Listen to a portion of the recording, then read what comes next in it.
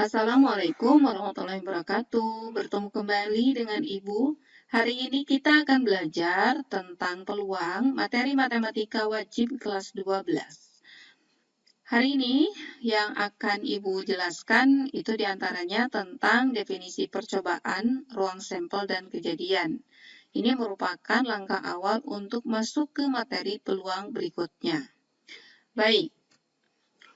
Peluang itu sendiri merupakan suatu konsep matematika yang digunakan untuk melihat kemungkinan terjadinya sebuah kejadian.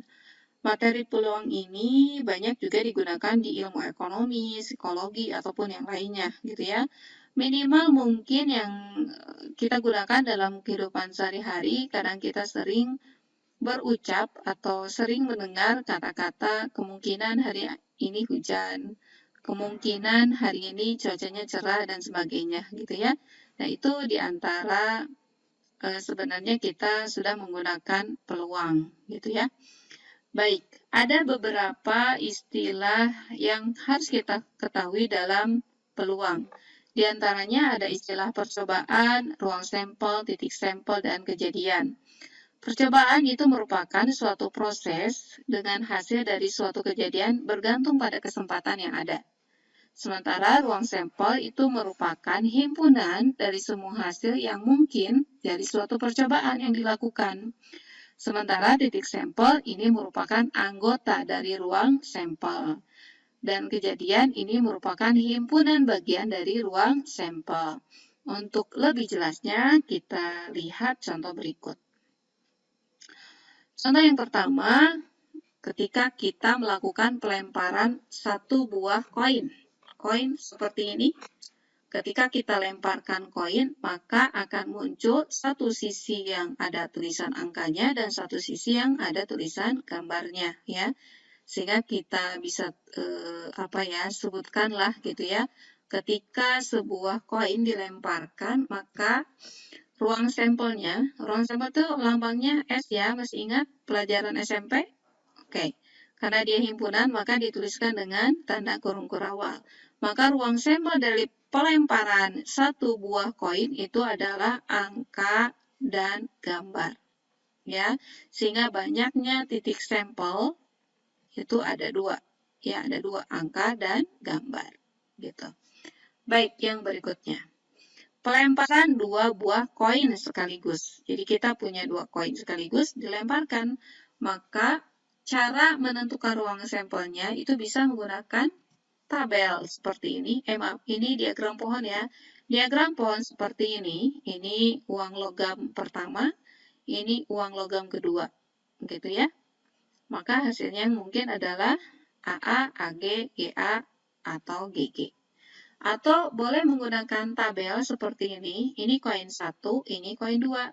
Sehingga ini dihubungkan, jadi ketika dilemparkan dua buah koin sekaligus, maka ruang sampelnya adalah AA, AG, GA, dan GG. Atau ditulis menjadi S sama dengan ya AA, AG, GA, dan GG, begitu. Itu ruang sampel. Sehingga banyaknya titik sampelnya ini ada 4. Begitu, ya. Baik, kita masuk ke contoh berikutnya. Pelemparan dua buah dadu sekaligus. Dadu seperti ini, yang dimana masing-masing sisinya seimbang ya. Tidak ada yang berat sebelah. Jadi ketika kita lemparkan dua buah dadu seperti ini, maka untuk mencari ruang sampelnya, kita bisa menggunakan tabel seperti ini. Ini dadu yang pertama, ini dadu yang kedua, seperti tadi cara yang sebelumnya, tinggal dihubungkan, ini 1, 1, 1, 2, sampai dengan 6, 6. Jadi ini ruang sampelnya. Bisa dituliskan ya, S sama dengan kurung kurawal 1, 1, 1, 2, 1, 3, sampai dengan 6, 6. Sehingga banyaknya ruang sampel ini, ada 36. Sebenarnya banyaknya titik sampel ini bisa dicari dengan menggunakan rumus. Ya, kalau kita lihat dadu itu kan sisinya ada 6 ya. Dadu pertama sisinya ada 6, dadu kedua juga ada 6. Jadi sebenarnya ini bisa dicari dengan 6 pangkat 2. 2 ini dari banyaknya dadu, ya. Jadi kalau dadunya ada 3, berarti 6 pangkat 3 ruang sampelnya, begitu ya. Baik, sekarang kita hubungkan dengan kejadian. Misalnya Ibu punya sebuah kejadian B, misalnya ya. Kejadian B ini adalah kejadian munculnya jumlah mata dadu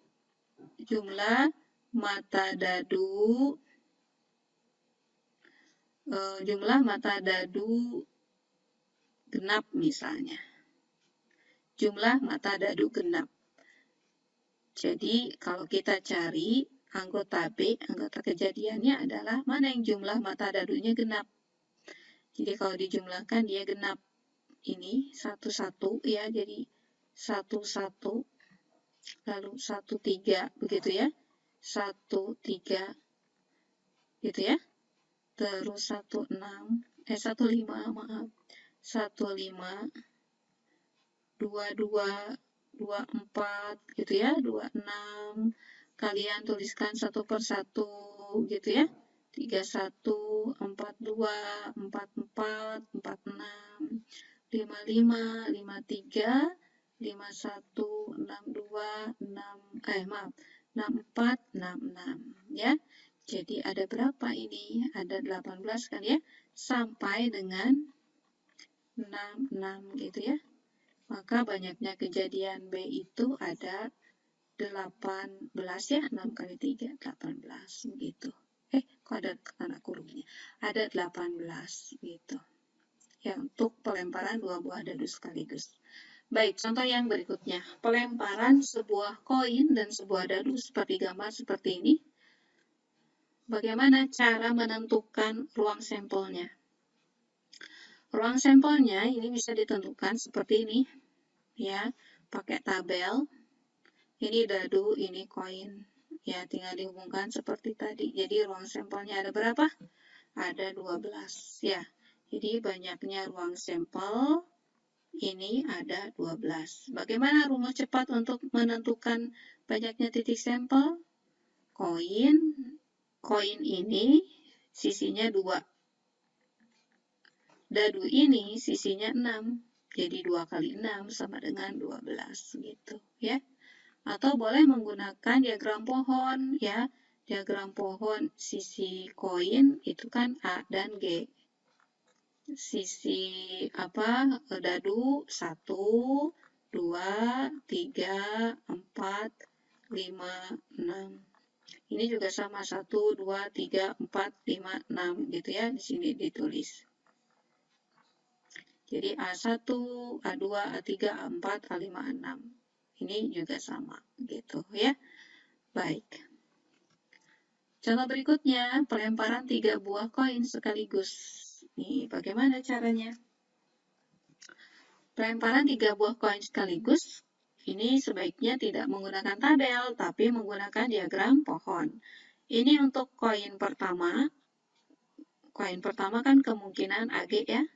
Koin kedua kemungkinan kan angka atau gambar. Ya, gitu. Ya. Koin ketiga sama kemungkinan angka atau gambar. Angka atau gambar. Yang ini angka atau gambar. Ini juga sama angka atau gambar.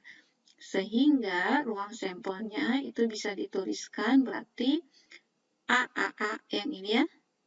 AAA, AAG, AAG, AGA, AGA, terus AGG, AGG, lanjut GAA, lanjut GAG, oke, selanjutnya GGA, selanjutnya GGG, begitu.